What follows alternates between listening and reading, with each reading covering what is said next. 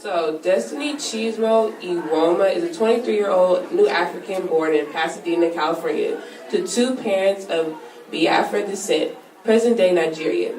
He graduated UC Berkeley in 2015 with a degree in American Studies, concentration in race, education, and public policy.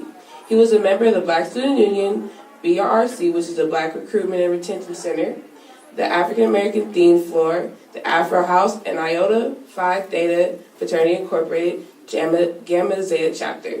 Currently, he is a college and career coordinator at the Rise Youth Center in Richmond, California. Let us welcome Destiny Iwuoma.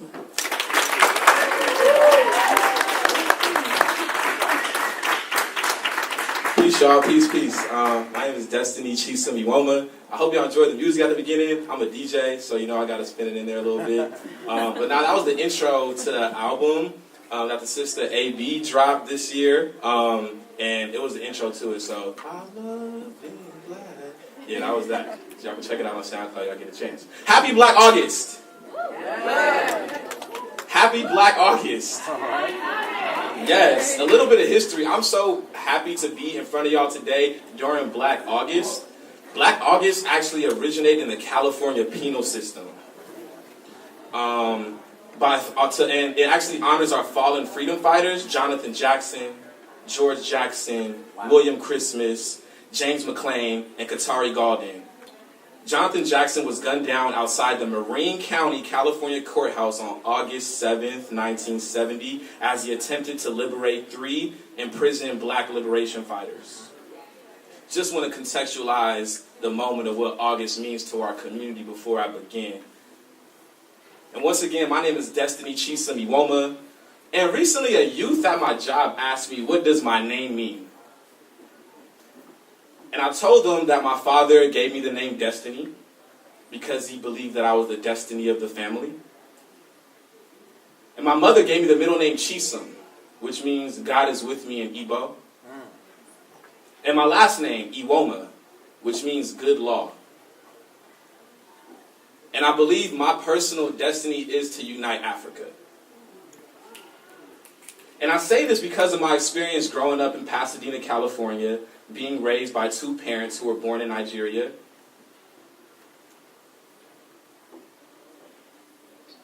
Through my parents, I know my homeland. My people are Igbo. I am from Biafra, present-day Nigeria. I am from Imo State. Mbano is my town, and Umazala is my village.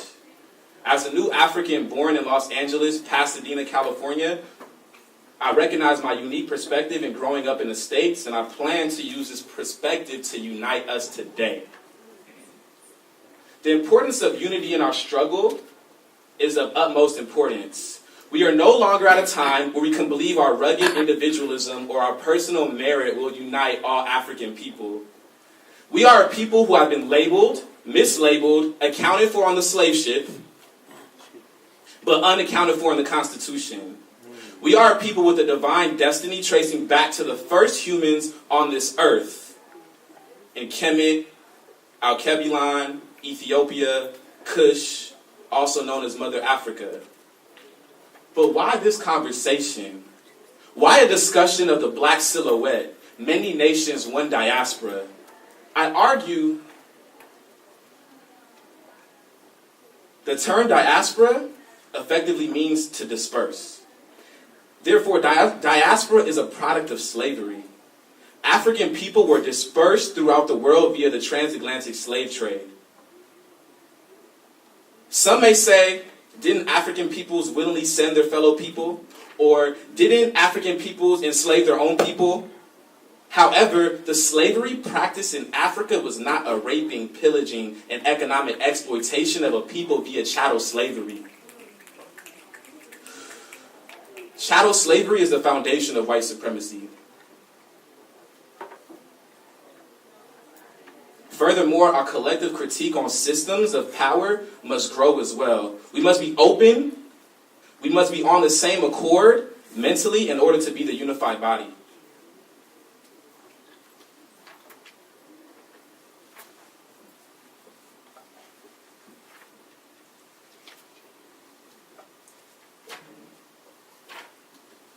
I'm I'm thankful for the African American Student Development Office for setting the stage with such a relevant topic. The theme today is Many Nations, One Diaspora, a pressing theme in our community. Let's be clear. The transatlantic slave trade caused the dispersion of African people. The transatlantic slave trade is a product of colonialism. Colonialism being the practice of having political control over another country. For instance, the Berlin Conference.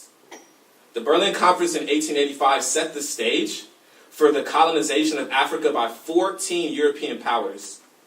2 days ago, August 20th, 1619, marked the 397th anniversary of the time when the first 20 members of our community were brought over to Virginia, marking the beginning of slavery. The founding documents of this country were ratified in 1776. Between 1619 and 1776, our ancestors arrived on this land through the Middle Passage. What was happening between all this time, between 1619 and 1776? Our ancestors were building the economic backbone of America. With their physical labor, building America,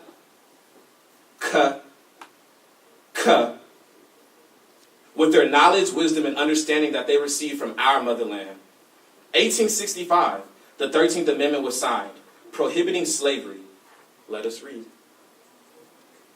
Section 1, neither slavery nor involuntary servitude, except as punishment for crime, whereof the party shall have been duly convicted, shall exist within the United States or any place subject to their jurisdiction. Attorney Angela Chan in the Huffington Post article states, except as punishment for crime. This phrase gets ignored in America's telling of its slavery story. The 13th Amendment did not abolish slavery, but rather moved it from the plantation to the prison. In 2015, the 2 million people incarcerated, a lot of those black folks in America are legally considered slaves under the Constitution. As a result, they can and are forced to work for pennies and on the hour, with profits going to counties, states, and private corporations, including Target, Victoria's Secret, Wells Fargo, and public bodies such as the University of California, who still has $425 million invested in Wells Fargo, who is one of the leading financiers of the private prison industry. The African Black Coalition has been championing this cause by getting the UC to divest $25 million. Brother Yoel, political director of the African Black Coalition, states, this victory is historic and momentous. Divesting $25 million is a good step towards shutting down private prisons by starving them of capital. This is a clear example of black power and what we can achieve when we work in unity. This victory belongs to the masses of our people languishing behind America's mass incarceration regime. And I can't act like I got it all together. I've definitely been banking with Wells Fargo for a minute, and I DJ'd a party at Victoria's Secret before. I'm not in the loop, so we all need to do better. I need to do better. Matter of fact, we all need to do better. So just throw that out there. So I don't think I'm like, just some person that got it all together. 1963. What a great year. So the March on Washington and the I Have a Dream speech followed the ratification of the Civil Rights Bill in 1964. Take into account these dates. 1619, 1776, 1865, 1963, and now 2016. And it's a hard pill to swallow, but there's a genocide taking place on the black body. And it ain't new, but we understand the power of resistance and struggle. 400 years our ancestors resisted chattel slavery and were put down. Resisted and put down. Resisted and put down. Resisted and put down until they defeated chattel slavery.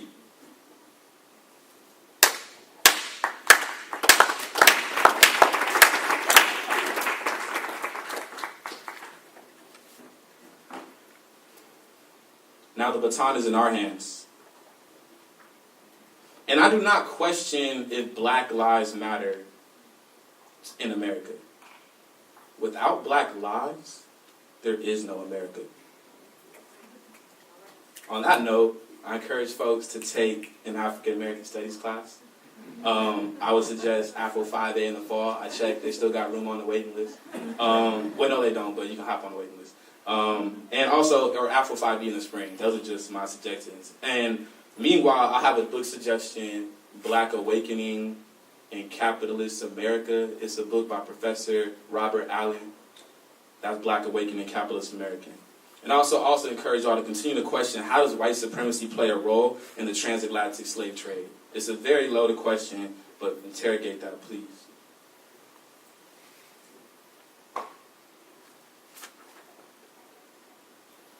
Kwame Ture speaks of an evolutionary process. Kwame Ture, formerly known as Stokely Carmichael.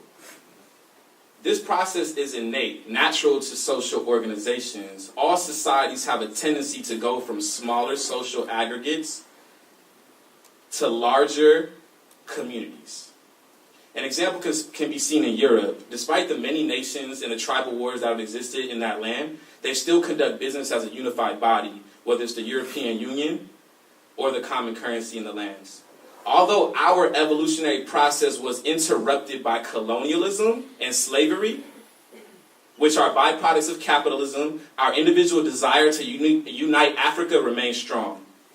The desire to unite Africa is stronger than any other continent.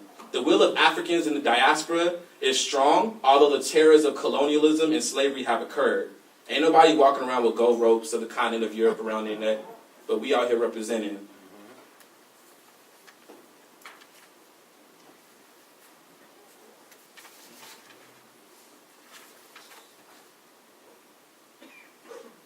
Last summer, an assault happened in Charleston, South Carolina. And I had a stream of consciousness flow that I had written down. I was in a space where I wasn't able to really communicate that. I was around a whole bunch of white people asking me how I was doing. But I just wrote on my own. And this is like the only time I feel like I've been able to share that. So consider this a monologue. This day marks the ending of slavery, June 18th. What does that mean on paper? Now, what does that mean in reality? My brothers and sisters are dying. My brothers and sisters are jobless. My brothers and sisters have not reached economical equity in the country that has called us free. What is the definition of free? What is the need for liberation? Where is the avenue for self-determination? When will the U.S. government recognize the inequity that exists in America? The citizens know right from wrong. Now our leaders must give the people what they demand. Power concedes nothing without a demand. I demand economic justice for Africans worldwide. I demand a nation be created for us, by us. Each generation has a mission, fulfill it or betray it. Each generation has a mission, fulfill it or betray it. Each generation, incoming class, has a mission. Fulfill it or betray it. By achieving these college degrees, my people have reached a plateau in education. Although my people have been deprived of educational benefits, we have fought long and hard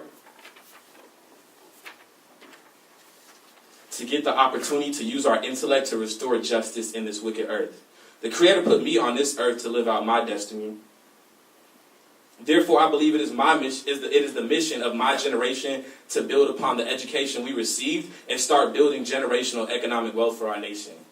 And let me be clear, it is the institution of whiteness that America is built on. And I'm not talking about Tanner, who won't let you join the Chem 1A study group. I'm talking about an institution whose constitution has not been rewritten since 1776. The same constitution that does not recognize me as a full human. Although there have been amendments to said constitution, the main document that this country runs on is still the same, amendment or not. And in the words of Bayard Rustin, it is the institutions, social, political, and economic institutions, which are the ultimate motors of collective sentiments. Let these institutions be reconstructed today. We are currently in a position where we need to reconstruct society as it is. It must come from the root. And I like to lift up the work of the Movement for Black Lives and their policy demands for Black power, freedom, and justice. In response to the sustained and increasingly visible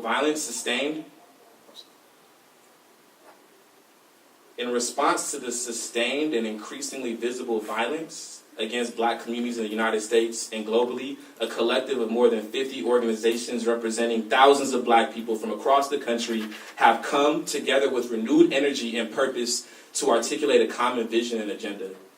Search Movement for Black Lives for more info. And y'all have a chance to be engaged on your own campus that has a history and legacy of student organizing and activism.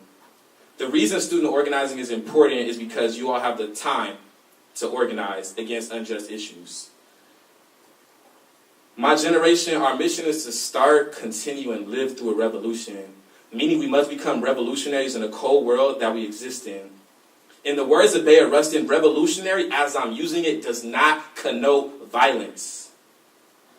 It refers to the qualitative transformation of fundamental institutions more or less rapidly to the point where the social and economic structure which they comprised can no longer be said the same.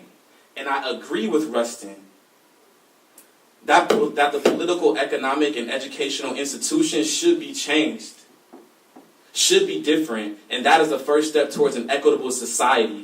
We must change things. We must shift resources to account for the injustices done toward African people across the world. And yes, this is not a Black American issue. As a Nigerian man of Igbo descent, I recognize our connection to the motherland. Our connection to the motherland is important now more than ever. Africans in America understand what it is like to live in a technologically advanced society. Therefore, we can rebuild and reconstruct a society that can benefit our children. This is our African destiny. Shifting our intellectual capital to the motherland and benefiting the place from which we came. However, the Marcus Garveyan model of going back to Africa must be complicated. We now live in a global society, a global economy, and a global technological age. We can rebuild bonds in Africa and maintain our influence globally while seeking justice in the lands new Africans occupy across the world.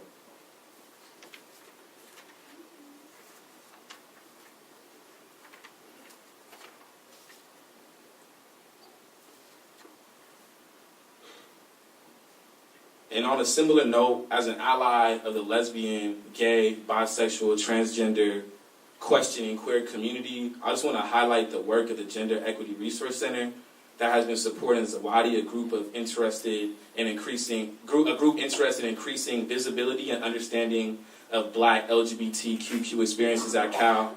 I think it's important to create safe spaces for all members of our community as we journey towards unification. And on another lens, I used to be a teacher, so here goes some homework. Here's just some books that have helped me on my journey through Cal. This book called The Four Agreements by Don Miguel Ruiz, The Alchemist by Paulo Coelho, and Black Awakening in Capitalist America by Robert Allen. So I want to thank y'all for listening, and we're about to transition into a question and answering period because I believe that contextualizing my speech in times of today is very important, and I really love answering questions because I'm really good at it. And yeah, thank y'all for taking the time to listen to this heavy speech on this Monday. It's hard to keep it real with y'all. That's good, man.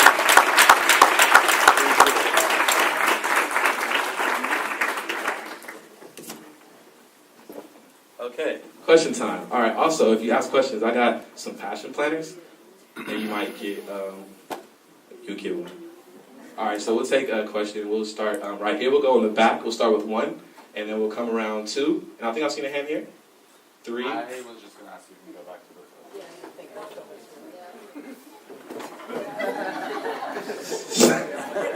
All right, wait, I'm sorry. Can I get the hands again? I see 1. We'll take 2, 3, 4, 5, and we'll come around. Okay, all right. We'll start in the back. Thank you for asking. You're the passion planner. So what I understand the question to be is how I'm hearing a complication of being Africans identifying as being Black. How does that work? Well, as someone who like legit had parents who were born in Nigeria and me being born in LA, I definitely faced the notion of like, I think there's some healing that needs to happen in our community. healing on the lens. I remember like just being like in elementary school. I remember being called like an African booty scratcher. So like now on the lens of like when I'm like a little older, I could have some resentment, or I can like kind of heal through that and recognize what systems were in place. And I pull it back and tie it back to the transatlantic slave trade, where literally all those miles of water between Africa and where we are now kind of created a little bit of a gap and divide, so we actually don't understand and know each other. And also the media that influences other nations plays a role in that, and how Africans actually view black people that are on television. But also I would say that we need to complicate that and also develop a sense of unity and understand how we can collectively unify and understand like our true African destiny, which lies between all of us. Thank you for asking that question. I think there was another question over here. Yeah. Who's next? Okay, Esteem. So my question was, what does a revolutionary lifestyle look like? I'm gonna share a little bit of my story. I identify as a revolutionary not because it sounds cool, but because reason why I came here because I watched this documentary called Berkeley in the '60s. My government teacher showed me that. He's like, "Hey, you're going to Berkeley? You need to watch this." I'm like, "Oh, I came to do that." So like when I first came to Cal, I was like, "Oh, who's that dude on top of the police car talking? I'm about to do that." Like that's why I'm coming to Cal. So I had a perspective of how I was entering the university and how I wanted to navigate that. And for me, it comes with engaging in a movement that's around you. For me, when I was a freshman, like the Occupy Cal movement was happening. So I was legit in there. Where Mama Zinga at? I remember I was late to Mama Zinga class one time because I went to an Occupy SF rally and I had walked in. But I mean, that's like how.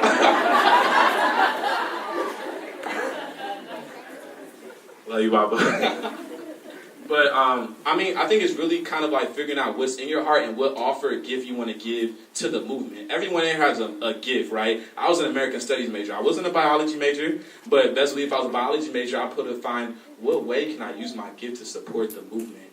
Whether that's helping another fellow folks study for bio or something. You know, so there's different ways of doing it. So it's not. I think there's this way of like.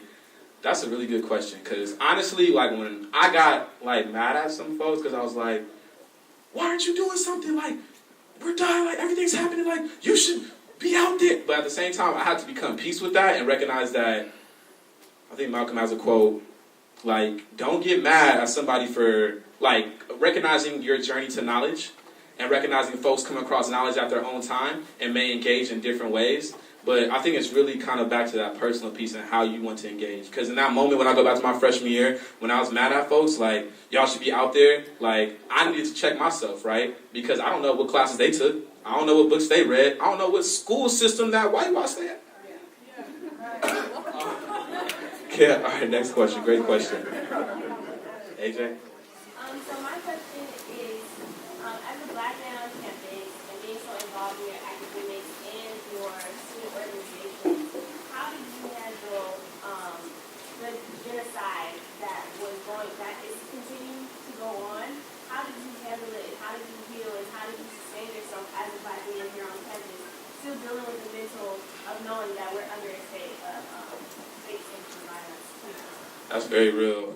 I can answer that question. I would say the EOP office. I used to go and check in with the VISHA on a consistent basis throughout the semester. Like having folks to talk through about some of the stuff that you got going on, it can like definitely help and support. Like when I say we're a family, like we actually gotta be that. Like talk to each other, hear each other out, support folks.